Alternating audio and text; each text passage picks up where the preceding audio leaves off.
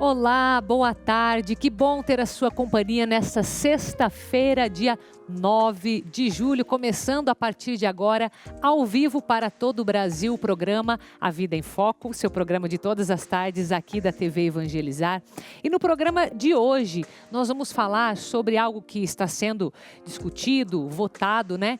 Que é a questão de passar a considerar a velhice uma doença. Não sei se você concorda com isso ou não, mas vamos falar sobre o assunto e quem traz essa discussão para nós é o engenheiro biomédico e PhD em gestão de saúde, Dr. Norton Ricardo Ramos de Melo.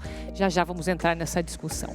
Também vamos falar sobre a importância de tomarmos a vacina do Covid, qualquer que seja ela. E a especialista que vem tratar desse assunto e que vem nos trazer informações para que a gente possa, de fato, não resistir a isso, né? Ver as consequências até sociais disso, é a coordenadora pública dos cursos em gestão hospitalar e saúde da Uninter, Ivana Bussato.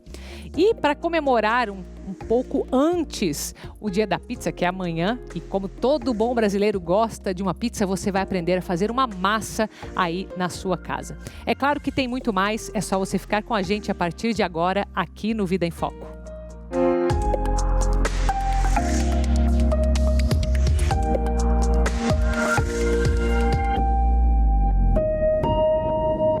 Nós vamos começar falando de um assunto que talvez seja um pouco polêmico, mas que precisamos entender um pouco mais o que significa. Que é justamente o que está sendo discutido pela Organização Mundial da Saúde, então, em âmbito mundial que nós estamos falando, que olha para a velhice e se questionam se isso deve ser considerado uma doença ou não. Quem fala desse assunto para nós hoje é o engenheiro biomédico e PhD em gestão de saúde, Dr. Norton Ricardo Ramos de Melo. Seja bem-vindo, Dr. Norton, tudo bem? Muito obrigado, é um privilégio estar aqui novamente com vocês, falando de um assunto tão importante quanto esse.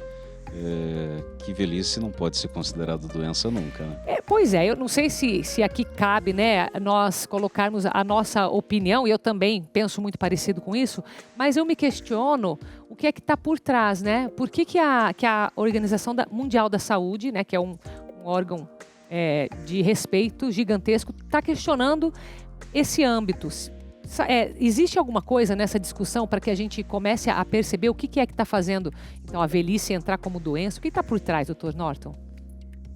A OMS é um braço da Organização das Nações Unidas, da ONU, que trata sobre não apenas o financiamento, mas as políticas de incentivo às pesquisas na área de saúde. Né? Então, foi assim com o HIV, né, com a AIDS, em países em desenvolvimento e países pobres também. E aí tem uma parte boa desse processo. Na verdade, a velhice está sendo discutida como doença desde 2018. Certo. E será incluída como doença a partir do próximo ano. Isso daí já foi declarado. Isso já está certo. Já está certo. Tá.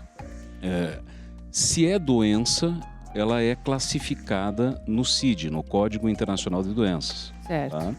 Então, para que os núcleos de pesquisa, as universidades recebam verbas para desenvolver alguma ação, alguma política ou algum medicamento, sendo doença, eles conseguem ter mais recursos para essas pesquisas. Então, essa é a parte boa. Certo. Certo? Tá. E aí a velhice começa a ser entendida como uma doença e a preocupação em dar mais soluções e se pesquisar mais com mais recursos financeiros para isso. Certo. Mas tem um outro viés. Né?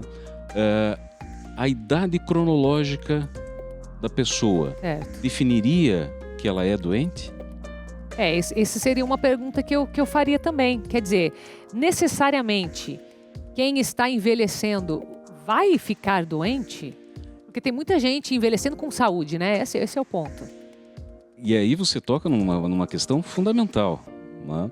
Porque nós temos pessoas de 70, 80, 90, até 100 anos, ou mais de 100 anos, que são absolutamente independentes, ativas, cognitivamente perfeitas, né?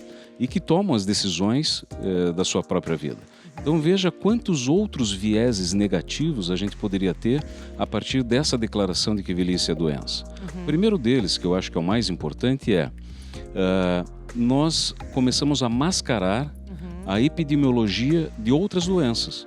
Porque o médico ele pode declarar que a pessoa morreu de velhice, morreu de velho. Porque já que ela se enquadra em um código de doença, ele pode declarar isso como o motivo da doença. O motivo da doença, a causa isso morte. Não seria bom, né? Especialmente porque aí nós deixamos de ter dados sobre as cardiopatias, sobre as insuficiências disso, daquilo, entendeu? Certo. Então começam a mascarar esses dados, sob o ponto de vista epidemiológico. Certo. Os laboratórios podem acabar perdendo recursos nas universidades também para pesquisar essas outras doenças. Né? Então acaba criando uma concorrência interna entre as doenças. Perfeito, é exatamente isso. Um outro fator, e olha como é complicado isso. O CEO de uma empresa que tem 59 anos, é ativo, é presidente da empresa, ou o dono da sua própria empresa, ou um funcionário qualquer. A partir de 60 anos ele é doente, então ele será afastado automaticamente? Ele poderá ser interditado pelos filhos ou pelos parentes? Porque mexe com a parte jurídica também, então, né? Totalmente. Trabalhista, relações jurídicas, curatela, né? Então temos vários outros aspectos. Se velhice for doença, os planos de saúde poderiam alegar que é uma doença pré-existente? Isso era uma pergunta também. Quer dizer, com tantos pontos complexos a ser analisados, ainda assim, o que é que faz com que seja tão um benefício tão grande para a OMS, para ir por esse caminho? Não tem outra forma de repente conseguir vamos dizer, essa verba para pesquisa, né, que seria o ponto positivo até então? Então, importantíssima a tua pergunta para que a gente entenda como a OMS trabalha hoje. Mais de 70% dos recursos da OMS vem da iniciativa privada.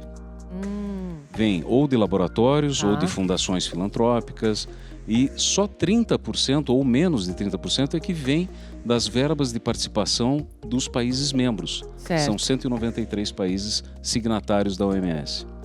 Então perceba que a OMS começa a ter um viés de atendimento à iniciativa privada e nem tanto aos interesses globais. Exato.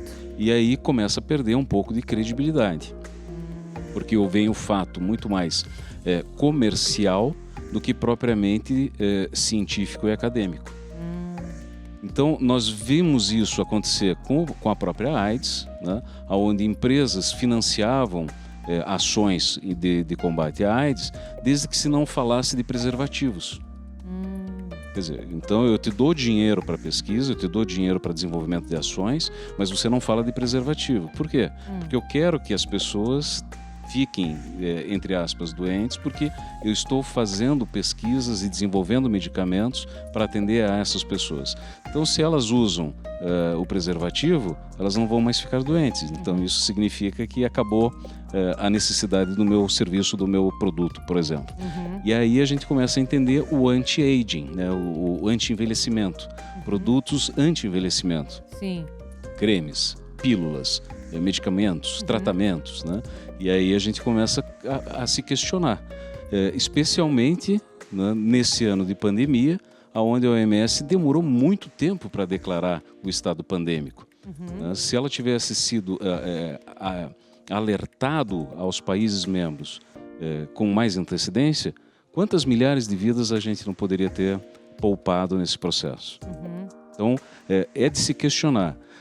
No Brasil, há um movimento muito grande da Sociedade Brasileira de Geriatria para que haja uma intervenção e isso não seja publicado no CID-11. Certo, que é essa regulamentação. Essa regulamentação global. Mas se nós observarmos isso, essa movimentação ela está muito mais sendo realizada pelos países latinos do que propriamente pelos países anglo-saxões, né? Estados Unidos, Inglaterra, Alemanha. E há de se pensar também por que esse movimento acontece. Porque os grandes laboratórios, evidentemente, estão lá nesses países. Né? E aí fica uma situação de que se a OMS perde essa credibilidade, automaticamente cada um vai fazer da sua forma. Sim. O que pode fazer, né? Sim. E aí as discussões viram muito mais políticas, né? Sim. E pouco científicas, pouco acadêmicas. Sim. Então, mas nesse caso, quem está votando são os 193 países? Na verdade, não há uma votação. Porque foi uma determinação. Já foi OMS. determinado. Já foi determinado. Mas então mas o que falta é colocar no CID 11. Na nova versão, né? Então, o Código Internacional de Doenças está na sua 11ª versão a ser publicada então no próximo ano. Versão. É uma nova versão. Novas doenças vão surgindo, então há uma atualização periódica. Então, nós estamos na 11ª atualização. Entendo que a gente não possa mudar essa realidade, né? Tem algo que a gente possa fazer a partir daí? Veja, tem. Eu acho que sempre programas como o seu, né, onde abrem a oportunidade para que a gente debata, para que a gente faça com que as pessoas pensem e repensem em todos esses aspectos, acaba dando subsídios para essas pessoas a questionarem o seu plano de saúde quando vier uma situação dessa natureza, ou o judiciário quando vier alguma situação dessa natureza, as próprias relações trabalhistas. Né? Então é saber que isso existe, que essa realidade mudou a forma de se olhar para isso e que de alguma forma, em algum momento, se isso afetar a pessoa, ela vai saber que é devido a essa realidade. E daí agir através dali, pela consciência mesmo. Pela consciência e, claro, debatendo com o seu próprio médico. Né? Então, conversar com o seu médico sobre esses aspectos. Muitos deles desconhecem. As sociedades de geriatria de todos os países foram pegas de surpresa. Não houve um debate geral sobre isso. Então, há uma mobilização nesse sentido de todos os países para tentar reverter essa situação, porque traz, evidentemente, um benefício, mas traz, junto com esse benefício, uma série de outros vieses que são muito preocupantes. Certo. Agora, uma vez que os médicos estejam em desacordo com isso, o que muda? A relação ele com o paciente? Muda alguma coisa ou não? Na relação médico-paciente, não propriamente, né?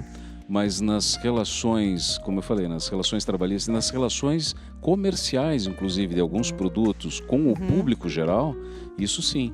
Porque a indústria ela já vem, ao longo do tempo, nos ditando alguns padrões. Padrões de beleza, padrões comportamentais, padrões de saúde. Né? Então, será que esse não seria mais uma forma de forçar as pessoas a se enquadrarem num determinado padrão anti-envelhecimento? E isso gera também uma outra questão muito grave, que é o preconceito, que nós chamamos de idadismo. Né? E aí, agora recentemente, a gente não é privilégio só das pessoas mais idosas, né? Porque nós vemos a geração Z chamando de cringe os millennials. Né? Não, nem vamos entrar nessa discussão, que daqui a pouco eu já não começo nem entender mais as gírias. Já. É verdade. Que legal. Mas é bom a gente conversar a respeito disso para saber o que está acontecendo, o que está mudando e poder, de alguma forma, influenciar, né? As nossas decisões, pelo menos, né? Dr. Norton, você está no site, né? bioendprojetos.com.br, certo? Perfeito. É isso. Agradeço muito, viu, sua participação aqui hoje. Privilégio, como eu falei, estou sempre à disposição. Obrigada. Agora você vai ver uma dica muito especial do produto Harmonique. Acompanhe. Imagine eliminar rugas e linhas de expressão e ter o efeito Botox diariamente. Só que com diversos benefícios para sua pele e sem injeções. Com o Harmonique, isso é possível. Dê adeus às linhas de expressão e tenha um Botox natural, que aliado à biotecnologia vai transformar a sua pele. Basta aplicar 2 vezes por dia e em apenas uma semana você verá os resultados nitidamente. Partículas nano encapsuladas preenchem as rugas. Probióticos fortalecem o sistema imunológico, melhorando a absorção de nutrientes e eliminando as linhas que tanto incomodam você. Tenha a pele que você sempre sonhou. É só ligar 0800 970 9757, porque quem ligar agora vai levar de presente a linha Bodyvic, um poderoso redutor de medidas, celulites e estrias. Então ligue agora e dê adeus às rugas e às linhas de expressão com o Harmonique. 0800 970 9757. Ervic, a beleza transcende. Vamos fazer um intervalo bem rapidinho. Na volta nós vamos discutir essa questão de escolha das vacinas que está acontecendo em alguns lugares. Quem vem falar sobre esse assunto é a especialista Ivana Bussato. Eu volto já.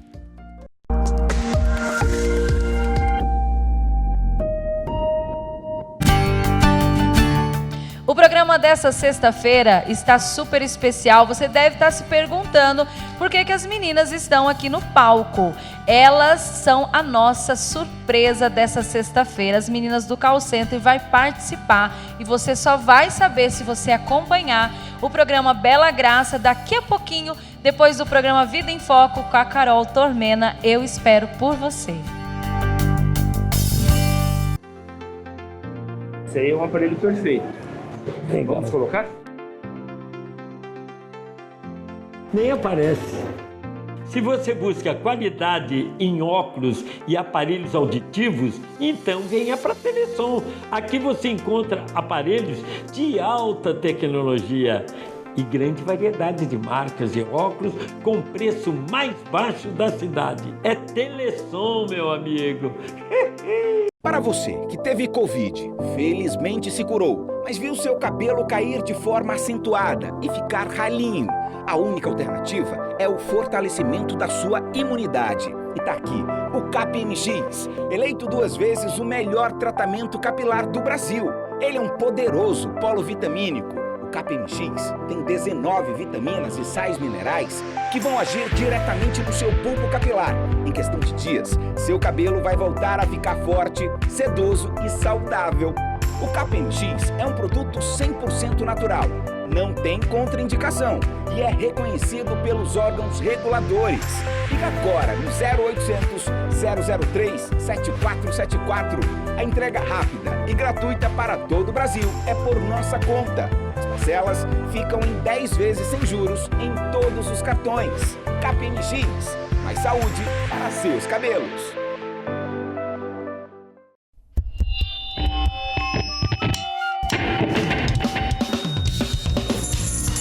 Vem aí, a Festa da Música, na TV Evangelizar e Rádio Evangelizar. Vem, Festival de Música Católica.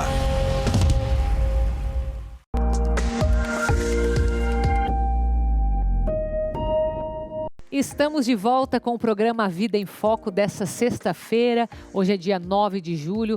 Hora da gente conversar um pouquinho sobre a escolha das vacinas que está acontecendo em alguns lugares. Porque acredito que as pessoas estejam inseguras. Então, o nosso objetivo com essa conversa hoje é que você fique mais tranquilo, que você nos ajude a divulgar isso, porque a gente tem que pensar que não é só uma questão de gosto pessoal, não é? A gente tem toda uma estrutura, nós temos a parte política, pública, que acaba afetando a sociedade quando a gente fala assim, não vou tomar essa vacina, acaba atrasando até o calendário de vacinação.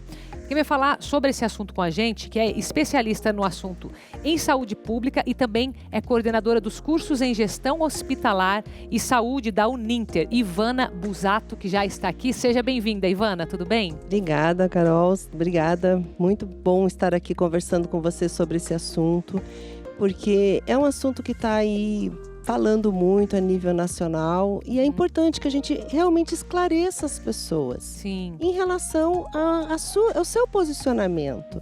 Qual é o medo dessa hesitação vacinal, que é como a gente chama? As pessoas estão com medo de reações, porque algumas vacinas têm mais reações com outras, ou tem relação à questão da divulgação da eficácia das vacinas, né, da eficiência das vacinas. Então, eu acho que a gente tem que conversar com as pessoas. Porque eu sempre falo, vacina boa é a vacina que está em você, né? Que está no seu braço, protegendo, que né? está te protegendo. E se a pessoa tem essa hesitação vacinal, ela está retardando um benefício individual de estar se protegendo, do seu sistema imunológico já estar trabalhando nesta proteção.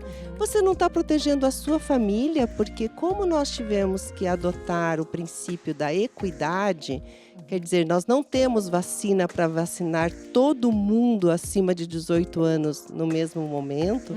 Tanto que nós estamos vacinando desde janeiro. Sim. E ainda estamos, né? Sim, ainda estamos vacinando. Sim. Estamos com bastante dificuldade de alcançar as gerações, né, acima de 18 anos. Porque nós tivemos que fazer equidade. O que é você fazer equidade? Dar primeiro a quem precisa mais ou tem maior mais risco, né? Exatamente. Então, a pessoa, quando chega a sua vez e ela ainda fica com hesitação vacinal, retardando isso, ela tá deixando de proteger a sua família e essas pessoas das quais ela convive diariamente. Porque ela pode adquirir. Eu tenho um sobrinho que está internado.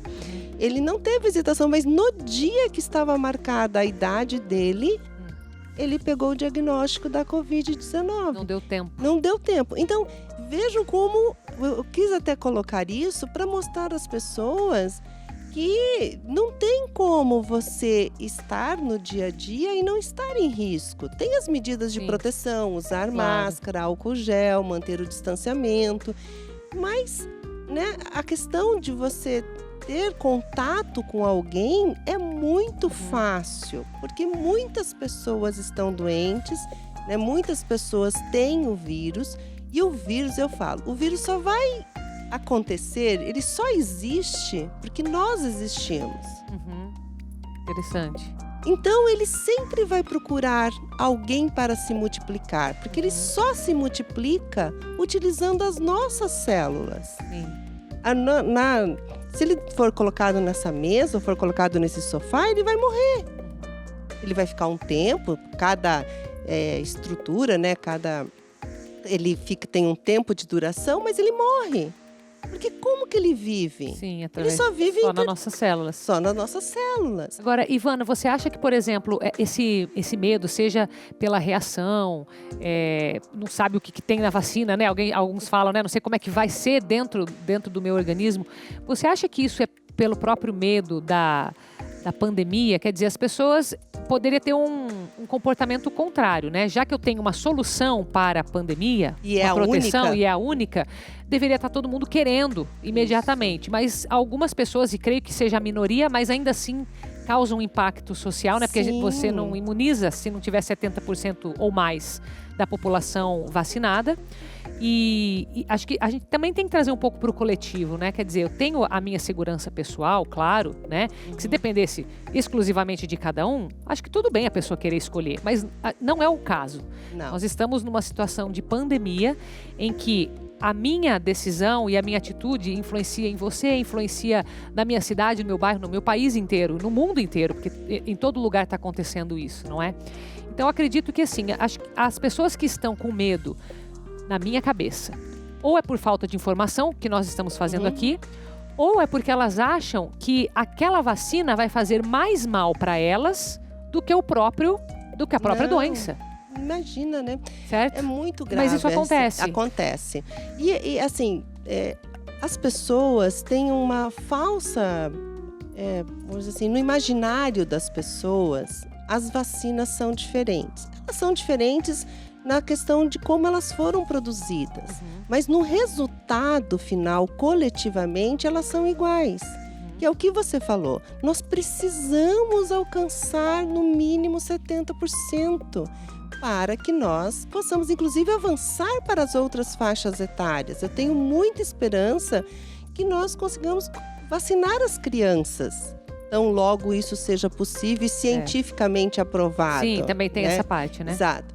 Porque nós precisamos vacinar todo ser humano que estiver no planeta Terra, precisará ter vacina para essa doença.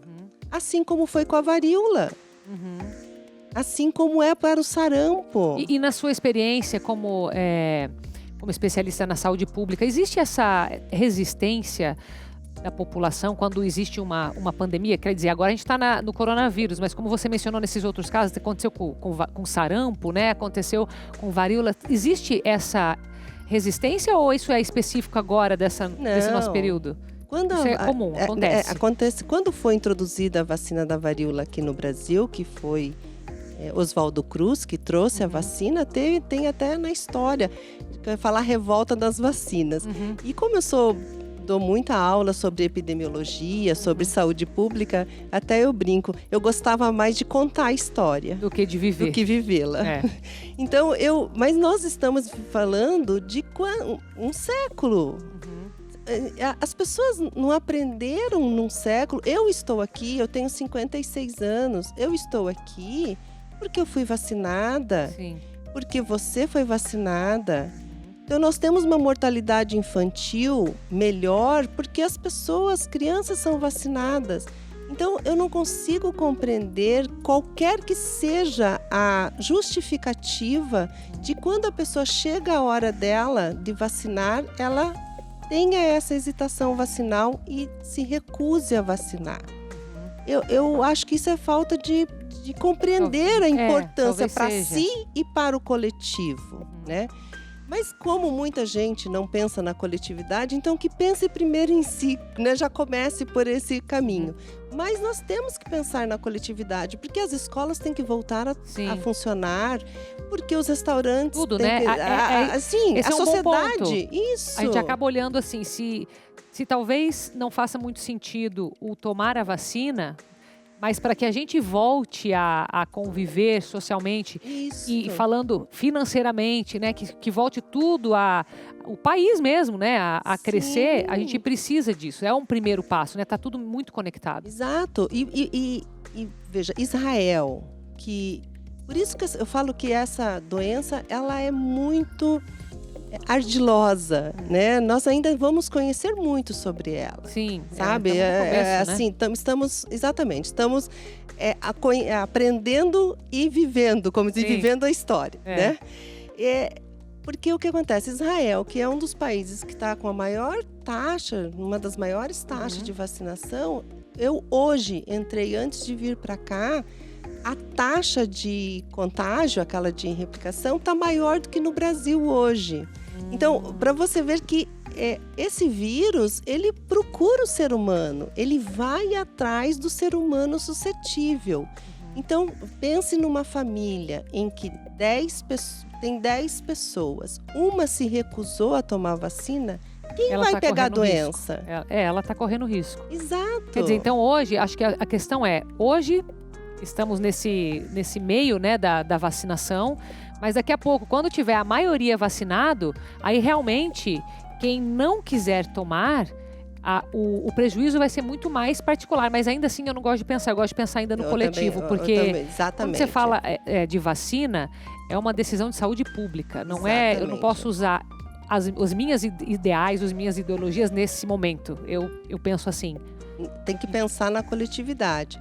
E assim, se as pessoas, com esse avançar da nossa cobertura vacinal e também a própria característica vamos dizer assim, da maioria das nossas vacinas, 50% delas é só 3 meses entre a primeira dose e a segunda dose. Sim.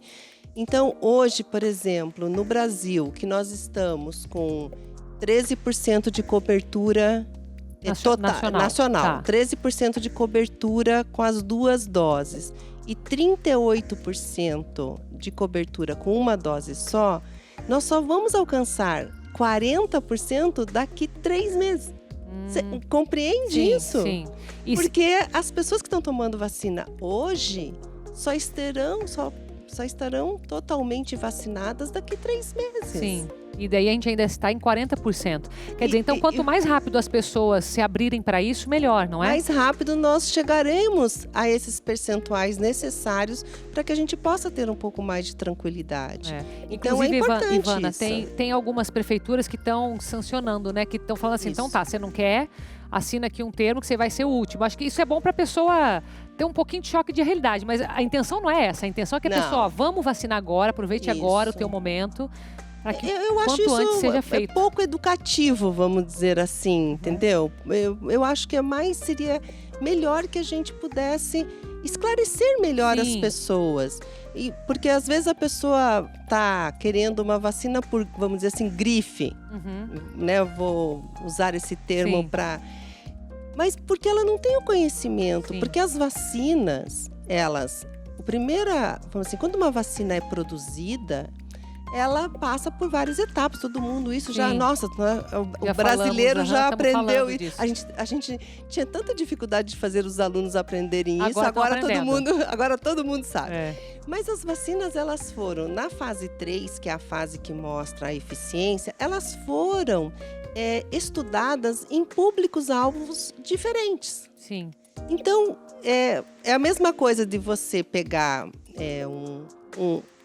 colocar uma pessoa no meio de uma UTI cheia de Covid, ou pegar essa mesma pessoa e deixar ela aqui, no estúdio conosco. Cuidado. Qual é o maior risco de ser contaminado? Lá não tem. Então, as vacinas, elas foram estudadas, essa fase 3, elas foram estudadas em populações diferentes, que foram, como a gente foi estressada essa eficiência da vacina de forma diferente, da qual a gente não pode nem comparar uma com a outra. Com certeza. Daqui um tempo, não tem, talvez. Exatamente. Agora sim, nós estamos na fase 4, que a gente chama, que é uso comunitário. Como Serrana, que usou a Coronavac, que mostrou 80%. Na primeira fase, na fase 3, ela apresentou 56%. Em Serrana, que ela atingiu 95% das pessoas vacinadas acima de 18 anos, ela alcançou 80%. Muito então, bom. É muito bom. Com certeza. Ivana, muito obrigada, viu? Você é coordenadora da Uninter, né? Então, vou deixar o contato da Uninter aparecendo na tela para você. E eu agradeço muito a sua visita aqui, muito informativa hoje. Obrigada, viu? Obrigada, conte sempre conosco. Obrigada. Agora nós vamos para mais um intervalo bem rápido. Na volta você vai aprender a fazer massa de pizza em comemoração ao Dia da Pizza, que é amanhã. Eu volto já.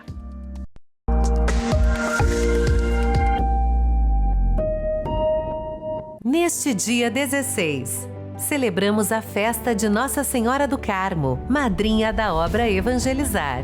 Unidos na Santa Missa, vamos agradecer a intercessão e a bênção da Mãe, que nunca nos abandona. Santa Missa, às 19h, direto do Santuário Nossa Senhora do Carmo, em Curitiba, com o Padre Marcondes Barbosa. Mãe, madrinha, protetora. Festejemos Nossa Senhora do Carmo, neste dia 16, aqui na TV Evangelizar.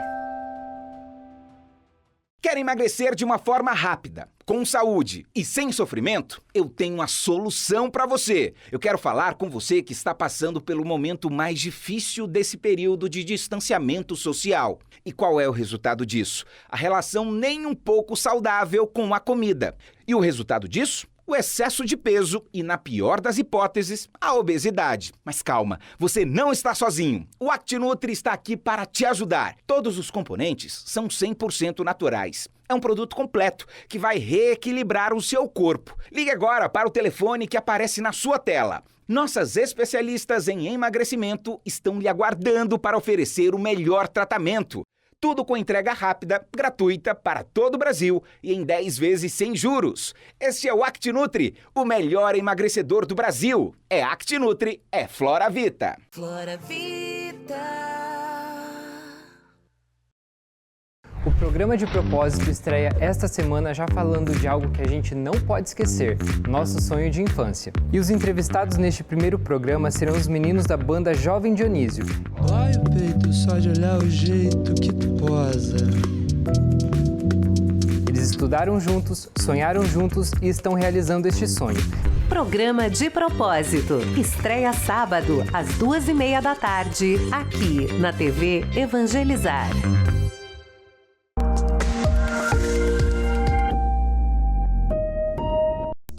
Voltamos com o programa Vida em Foco deste dia 9 de julho, sexta-feira. Amanhã, dia 10 de julho, é o dia da pizza. E nós, como bons brasileiros que somos, adoramos pizza. Inclusive, estou aqui na minha cozinha, ó, dá um close aqui. Olha o que eu tenho aqui na minha mesa para assistir junto com você o que vem em seguida, que você sabe o que é, né? A gente vai aprender agora a fazer massa de pizza. Enquanto eu assisto, é claro que eu vou comer essa pizza deliciosa de calabresa aqui. Vamos lá.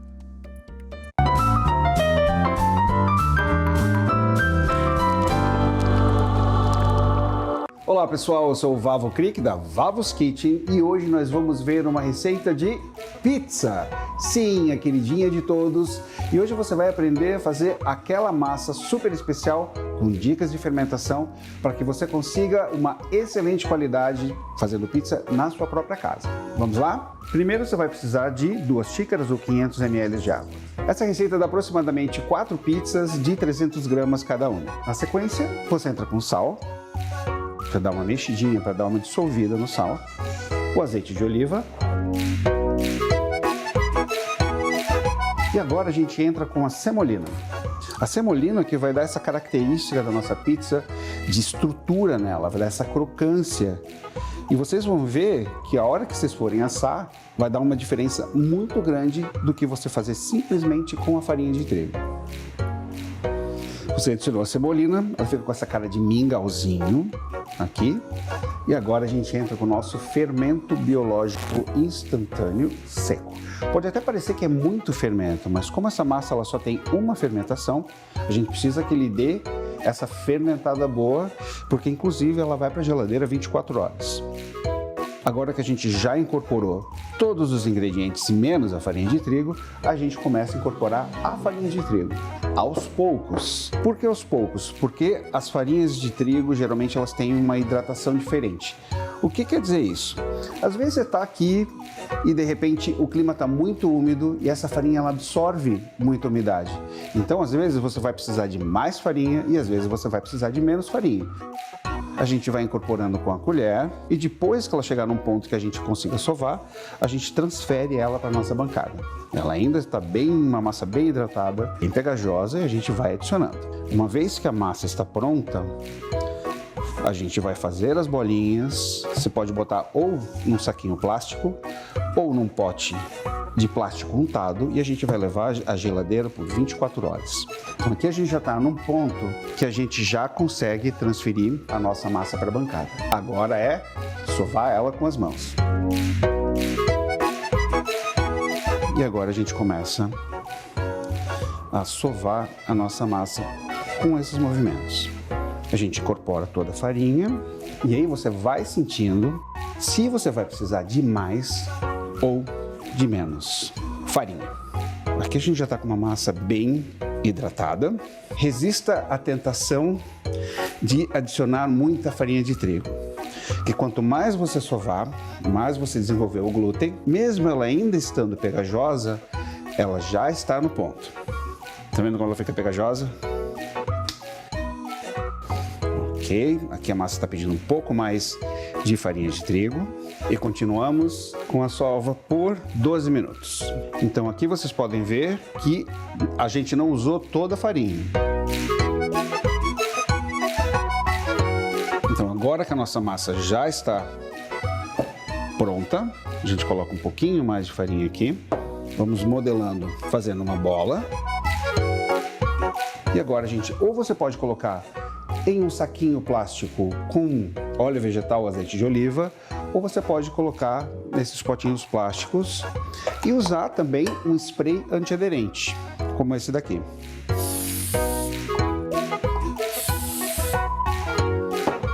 Agora você corta ela em 4, faz uma divisão. Isso se você não tem uma espátula, pode usar uma faca, pode usar qualquer coisa que esteja à sua disposição. Então nós temos as nossas 4 massas de pizza agora. O que a gente vai fazer?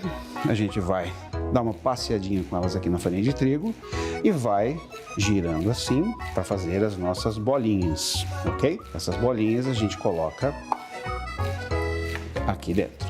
Agora a gente só cobre os nossos potinhos com a massa ou fecha o saquinho com azeite de oliva, coloca um pouquinho de azeite de oliva ou óleo vegetal por cima, fecha e a gente vai levar à geladeira por 24 horas para fazer uma fermentação lenta. Ok, depois de 24 horas de fermentação lenta na geladeira, a gente vai ter isso daqui. Contrariando que a gente sempre diz que a massa não vai crescer se estiver muito frio, isso foi o que ela cresceu na geladeira. Então agora chegou o momento da gente abrir a nossa massa e montar para levá-la ao forno. A gente coloca um pouco de semolina, colocamos um pouco em cima dela, E agora a gente vai virar essa massa na bancada com todo o cuidado, porque a gente já vai definir a forma da nossa pizza nesse momento. Caso você não tenha semolina, você pode usar fubá em vez dela. E o que ela faz? Qual é a diferença dela para a farinha de trigo? Ela desliza melhor e dá uma certa crocância na massa no produto final. Mas o fubá fino funciona também super bem. Colocamos um pouco em cima e agora a gente vai abrir a nossa massa. Já fique com uma forma à mão, porque a gente já vai transferir a massa para a forma e montar a nossa pizza. Colocamos um pouco de semolina e agora chegou o momento de nós abrirmos a nossa massa. Com as pontas dos dedos, a gente vai modelar e fazer a borda da nossa pizza. E agora a gente vai abrindo com as pontas dos dedos, abrindo até a palma. Vocês estão vendo como ela desliza bem? Tudo isso graças à semolina. E essa delicadeza de massa a gente consegue com uma fermentação lenta, para vocês verem como essa massa está. Então a gente transfere ela para a forma e agora a gente vai montar nossa pizza. Coloque o molho de tomate até aproximadamente 2 centímetros da borda. Onde for o molho de tomate, a massa não vai crescer. E agora a gente começa a colocar os pedaços de mussarela. A cobertura da pizza você pode fazer do jeito que você quiser. Se você quiser de calabresa, de atum, fazer portuguesa, você escolhe. Aqui a gente vai fazer uma bem básica, somente mussarela, para vocês verem todo o processo. Orégano. E um fiozinho de azeite de oliva. Então agora a gente leva ao forno trincando de quente por aproximadamente 5 minutos, 6, 7. Vai depender muito do seu tipo de forno.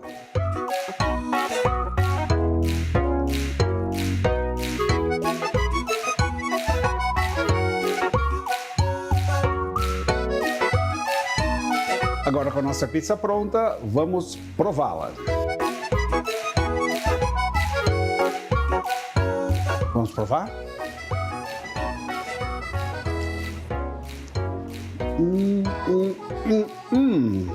Espero que vocês tenham gostado. Façam essa receita, que eu tenho certeza que vocês não vão se arrepender. Um beijo grande e até a próxima. Ó, para provar que eu comi de verdade, ó. Deixei esse pedaço para os meninos aqui, ó, né? Porque a gente tem que repartir as coisas. Então, eu comi aquela outra pizza que tava lá, mentira, tô brincando, só comi um pedaço, porque não dá para ficar passando vontade de pizza no dia da véspera do dia da pizza, né? Mas aquela massa lá do chefe Vavo, né? Vamos falar sério? Eu acho que dá para você fazer aí na sua casa hoje, amanhã já tá pronta para você comemorar o dia da pizza. Então, capricha lá, tá? Que vai valer a pena. Agora nós vamos viajar um pouco pelo Paraná, porque o Evangelizar Ensina de hoje vai trazer curiosidades sobre o nosso estado aqui. Acompanhe. O estado do Paraná está localizado na região sul do Brasil. Se você ainda não conhece os principais pontos turísticos dessa região, não tem ideia do que está perdendo. O estado é repleto de lugares incríveis e belezas naturais. É no Paraná que fica localizado uma das maravilhas da natureza, as Cataratas do Iguaçu. O parque é considerado hoje a maior reserva de floresta pluvial subtropical do mundo e foi tombado pela Unesco como Patrimônio da Humanidade em 1986. Ao longo dos quase 200 mil quilômetros quadrados, nesse estado também há praias de água salgada e doce, campo com o charme do interior, ilhas que podem ser chamadas de paraísos, a estrutura das grandes metrópoles e também a natureza exuberante. São cerca de 90 unidades de conservação, onde a Mata Atlântica está preservada. O Paraná é composto por 399 municípios. Curitiba, a capital do estado, é moderna, sofisticada e considerada um retrato da diversidade. A cidade abriga um circuito histórico, cultural e gastronômico, além de arquitetura e culinária com influência europeia. Não é somente o lazer que conquista os turistas que visitam o Paraná. Os negócios e eventos também fazem parte do calendário desse estado durante os 365 dias do ano. O solo paranaense é fértil, favorecendo a atividade agrícola. E não para por aí. Festas típicas, folclóricas e celebrações religiosas são o espelho de um povo de fé que dá valor às suas origens. Espero que tenha gostado das curiosidades de hoje. Te encontro no próximo vídeo. Até mais! E eu te encontro na segunda-feira, só que amanhã tem programação especial aqui, às 6 da tarde, tem o Vem Pra Tenda, que é com Frei Anderson e Astromar Braga, e eles vão receber o cantor e missionário Diego Fernandes. Mas agora na programação tem pauta aberta para você se sintonizar com tudo que está acontecendo aí de principal, notícias, e amanhã não, só segunda-feira, às 3h30 da tarde eu volto, tá? Fica com Deus, ótimo fim de semana para você. Tchau, tchau.